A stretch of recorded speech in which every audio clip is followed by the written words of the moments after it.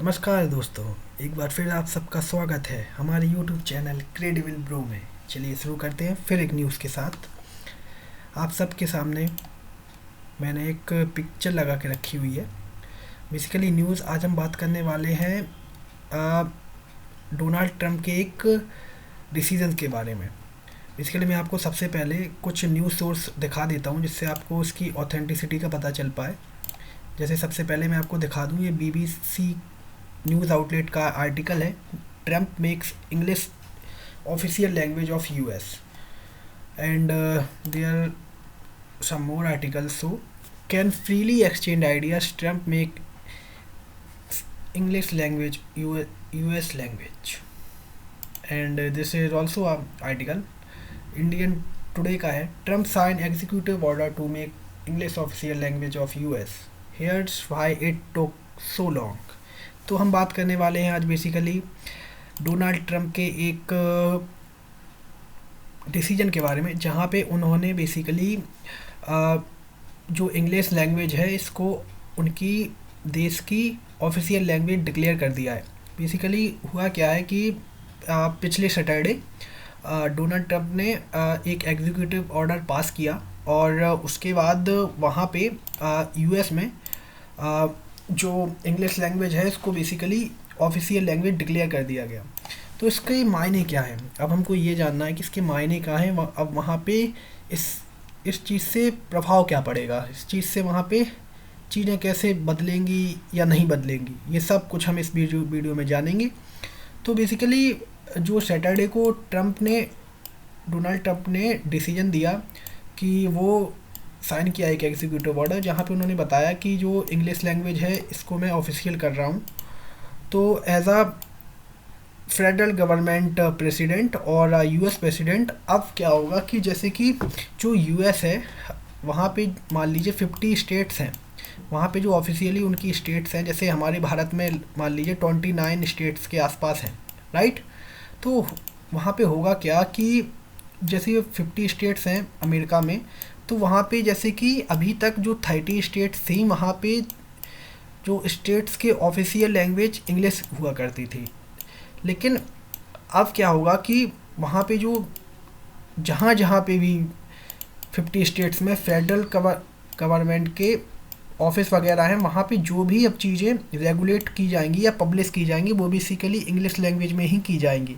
अब वहाँ पे कोई अदर लैंग्वेज को बढ़ावा नहीं दिया जाएगा। बेसिकली जैसे वहाँ पे अगर आप मान के चलें कि फॉर एग्ज़ाम्पल मैं मानता हूँ जैसे वहाँ पे स्पेनिश पॉपुलेशन बहुत ज़्यादा है, मान के चलिए आप स्पेनिश और चाइनीज़ पॉपुलेशन, ये दो पॉपुलेशंस वहाँ पे लगभग 40 मिलियंस के एवब वहाँ पे स्पेनिश पॉपुलेशन है और 30 मिलियन के एवब वहाँ पे बेसिकली चाइनीज़ पॉपुलेशन है। तो होता क्या है कि जैसे जो ये लोकल्स वगैरह हैं वहाँ के, अगर यहाँ इनकी पकड़ इंग्लिश में मजबूत नहीं है वहाँ पे, तो जैसे वहाँ पे अगर कोई भी फेडरल गवर्नमेंट की नीति वगैरह या पॉलिसीज़ वगैरह अनाउंस होंगी, देन ये उनको पढ़ नहीं पाएंगे और पढ़ने से ये होगा कि ये उनकी नीतियों का लाभ भी नहीं उठा पाएंगे बेसिकली।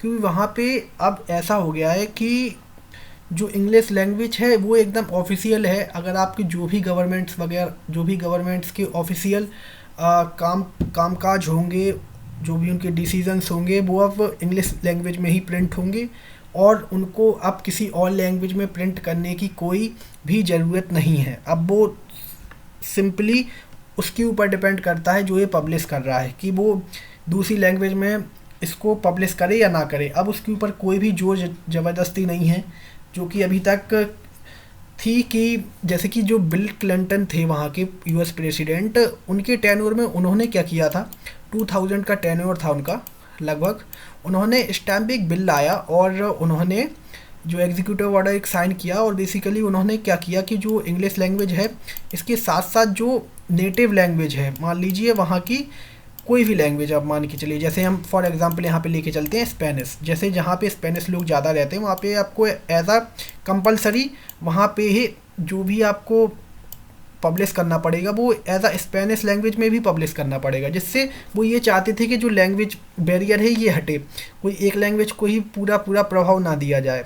उनका ये मानना था कि और भी लोग हैं, ये डाइवर्सिफाई लैंग्वेज होनी चाहिए, जो कि उन्होंने ये चीज़ की बिल क्लिंटन ने अपने टेन्योर में। लेकिन जब से डोनाल्ड ट्रंप आए हुए हैं, उन्होंने बेसिकली यही किया कि जो अभी तक, एक और मैं आप सबको खास चीज़ बता देना चाहूँगा सबसे पहले, कि यूएस की कोई भी अभी तक ऑफिशियल लैंग्वेज थी ही नहीं। कोई भी उनकी अभी तक कोई ऑफिशियल लैंग्वेज नहीं थी, लेकिन अब उनके पास जो ऑफिशियल लैंग्वेज डिक्लेयर की गई है डोनाल्ड ट्रंप की वजह से, उन्होंने ही की है, वो बेसिकली इंग्लिश को किया हुआ है। तो अभी तक ये खास चीज़ थी जो मुझे आप सबको बतानी थी, कि अभी तक यूएस के पास कोई भी ऑफिशियल लैंग्वेज डिक्लेयर नहीं थी। जैसे हमारे पास जब हमारा कॉन्स्टिट्यूशन बना हुआ था, उसके बाद क्या हुआ कि हिंदी लैंग्वेज और इंग्लिश लैंग्वेज को भी यहाँ पे ऑफिशियल कर दिया गया। तो हमारे जो इंडिया है, यहाँ पे बेसिकली टू लैंग्वेज हैं जो कि ऑफिशियल हैं। जैसे कि एक है हिंदी और second one is English. This is the our official language of our country like India. Then यहाँ पे हुआ क्या है बेसिकली, कि अब जैसे मान लीजिए इंडियन गवर्नमेंट अगर कोई भी चीज़ को पब्लिश करती है, फॉर एग्जांपल अभी जो रिसेंटली कोई भी बिल आया होगा, जैसे कि हम आईटी बिल का एग्जांपल ले लेते हैं। जैसे मान लीजिए उसने गवर्नमेंट ने आईटी बिल को लागू किया, और उसके बाद उसकी जो कॉपीज़ वगैरह हैं, जो पीडीएफ्स वगैरह हैं, वहाँ पे आपको जो लैंग्वेज मिलेगी वो बेसिकली इंग्लिश लैंग्वेज में भी मिलेगा वो बिल, और आपको हिंदी लैंग्वेज में एज अ गवर्नमेंट की तरफ से ही पब्लिश किया जाएगा।